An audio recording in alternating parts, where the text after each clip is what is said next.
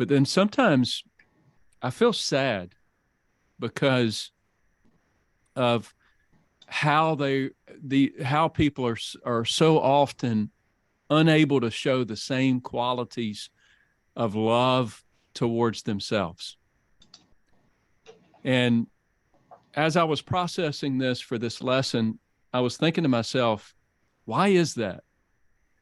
Why are Christians so much more quick to give to others, to love others, instead of giving and loving themselves?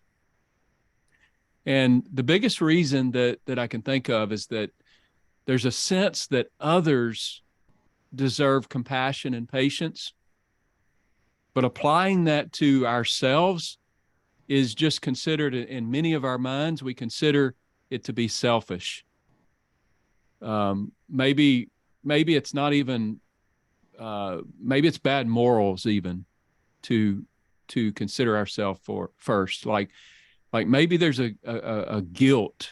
We feel guilty for considering ourselves.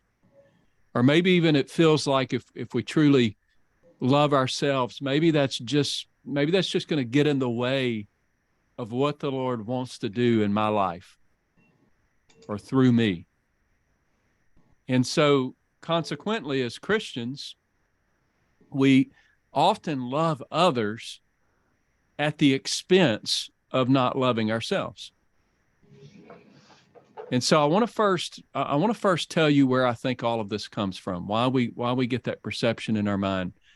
And then I'm going to tell you how to fix that. To recap, number one, we want to lean on Jesus. This is how to love yourself. Want to lean on Jesus. You may even want to take a screenshot of this slide here if you're watching. Lean on Jesus. Number two, release self-doubt.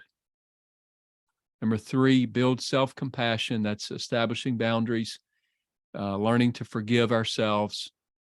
Don't require unnecessary things of yourself, and allow people to draw close and love us back. And then number four, grow your emotional capacity. I can't believe you actually taught us to love ourselves. Because as I said, when you mentioned the possibility of that being a topic, I was like, I hope this is not true.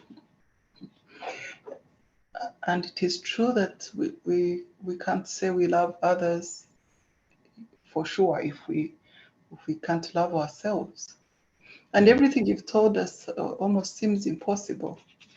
To love ourselves, you taught us to lean on Jesus, release self-doubt, build self-compassion, and grow our emotional capacity.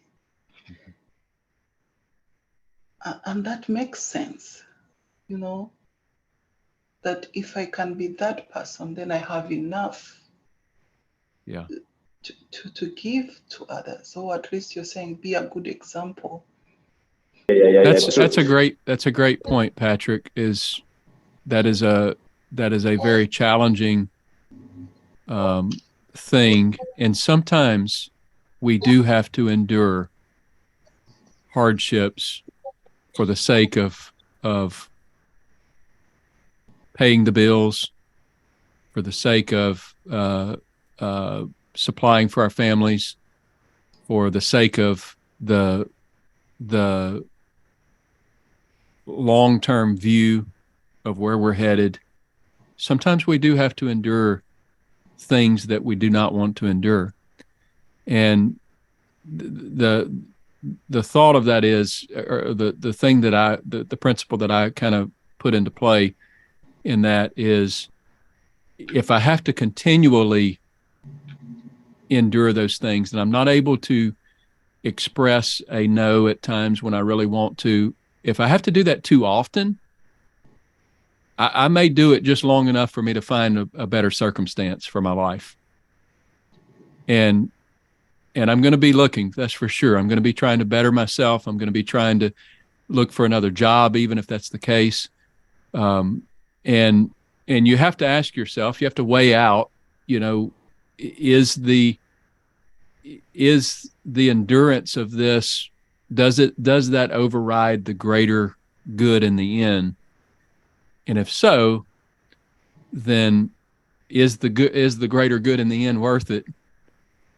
And if not, then maybe it's worth sticking it out and taking the pressure of whatever the circumstance is. But I would tell you this: I would at least try to set boundaries. I would at least try to say no